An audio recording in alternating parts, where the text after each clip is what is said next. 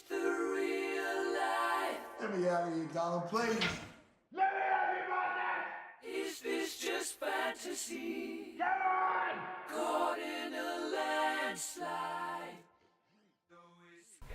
Hey guys, what's up? Paul here from Pixelozoid, and today we're gonna do a Sunday review. I've just seen Suicide Squad and I want to give you my impressions on it. I will try to be as short as possible. I like speaking a lot, so probably I might overstay my welcome here, but let's just go at it.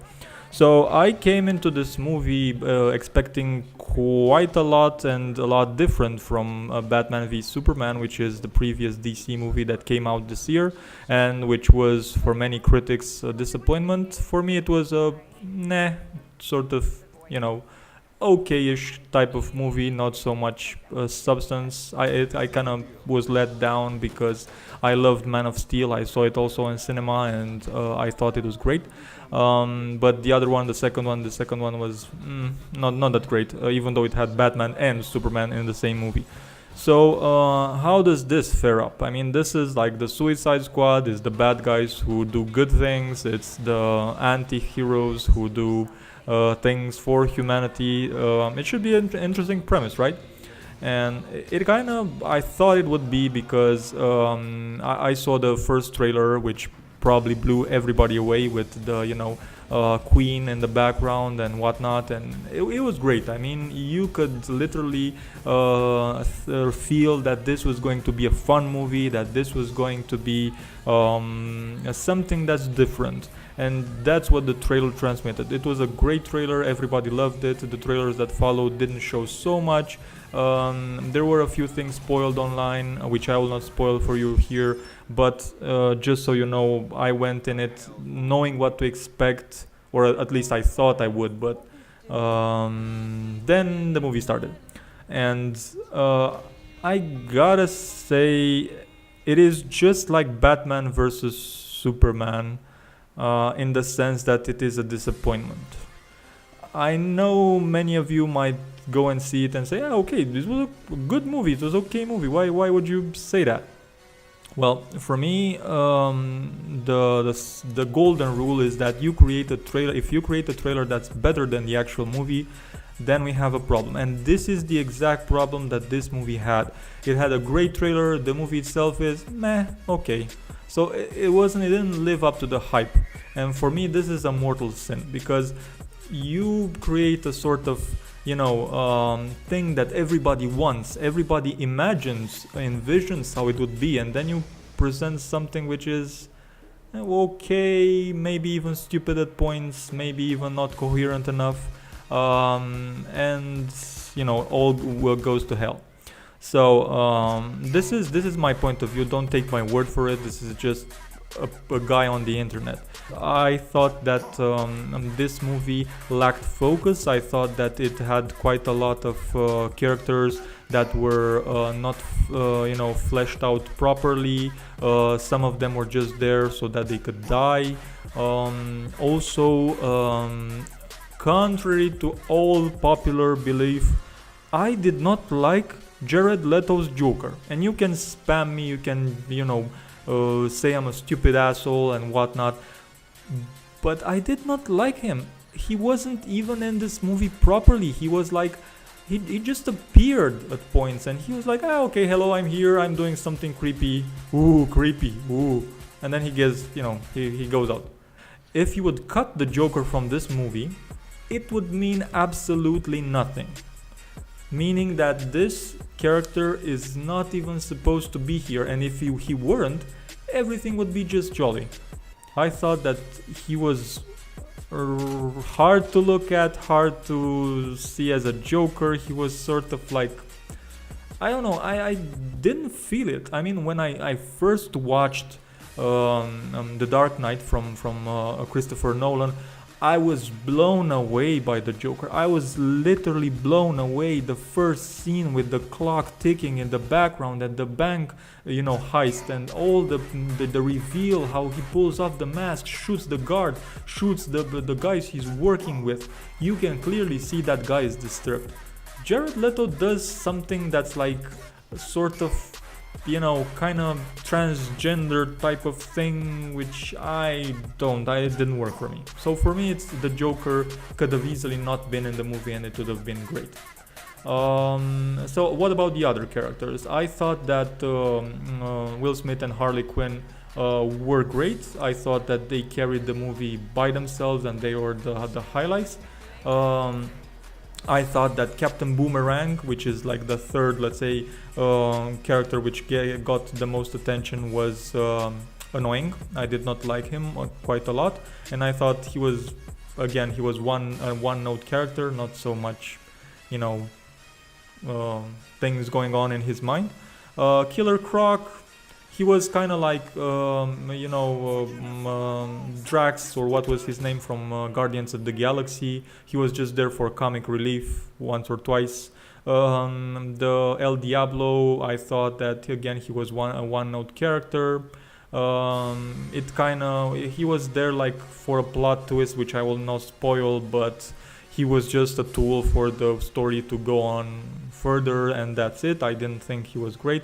Slipknot, I don't even want to talk about that guy because I literally don't know who that guy is if I were to watch just the movie, and that says enough without spoiling. And the Amanda Waller, whatever her name, the lady who assembles the team.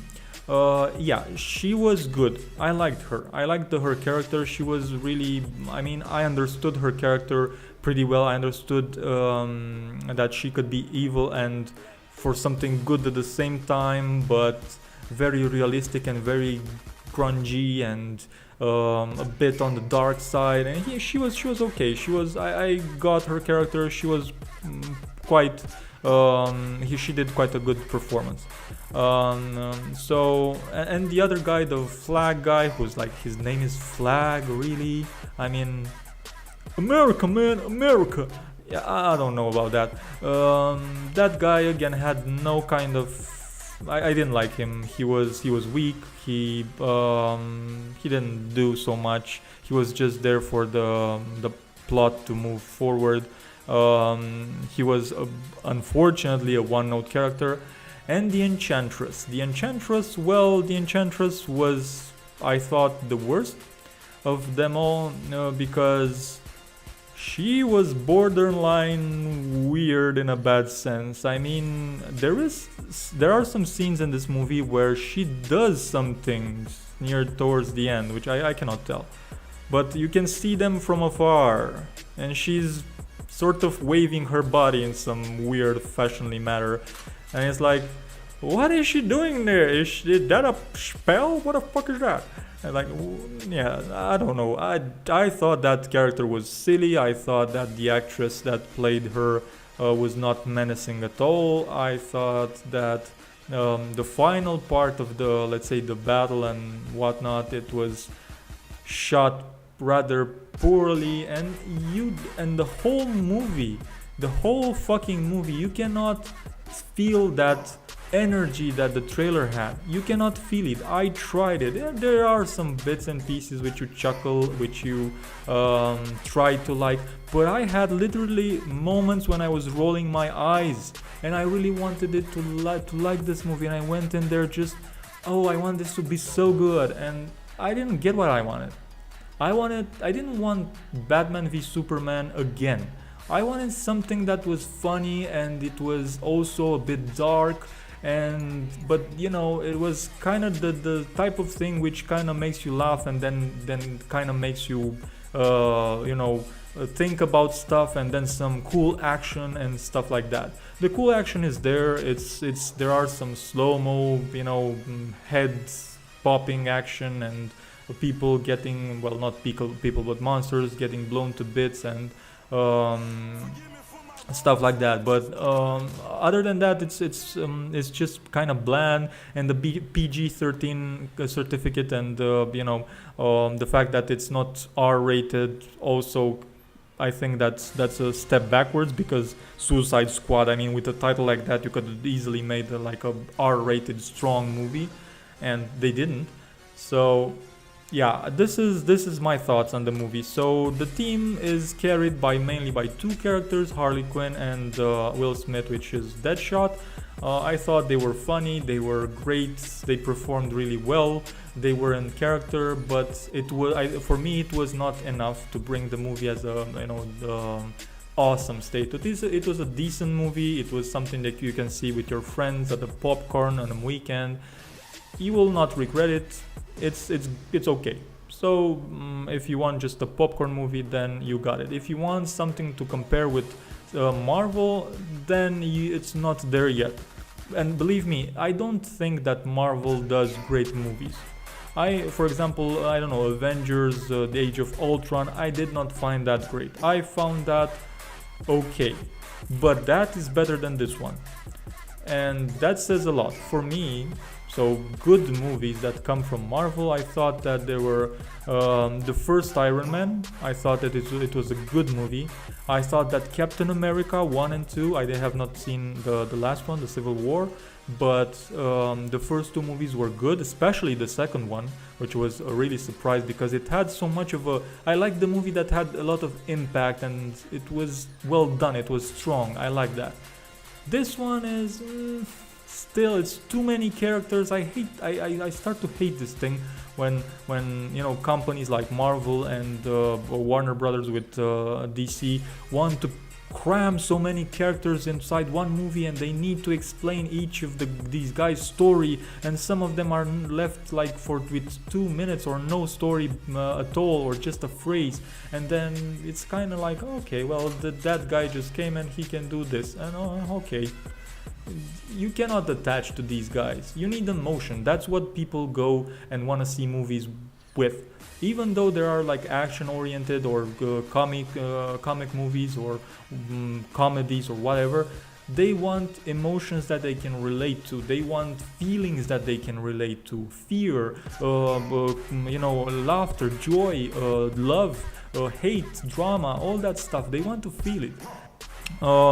Just to wrap things up, I think that Suicide Squad could have been way better. I thought that the trailers did a better job than the movie.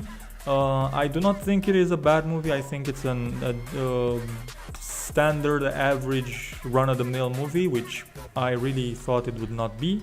It is not the DC's crown jewel. And I would not recommend this movie unless you are just, in the mood for some superhero action, or you just want some salsa and chips and good social, going to the cinema type of experience. Do not expect this to blow your mind. It is just, meh.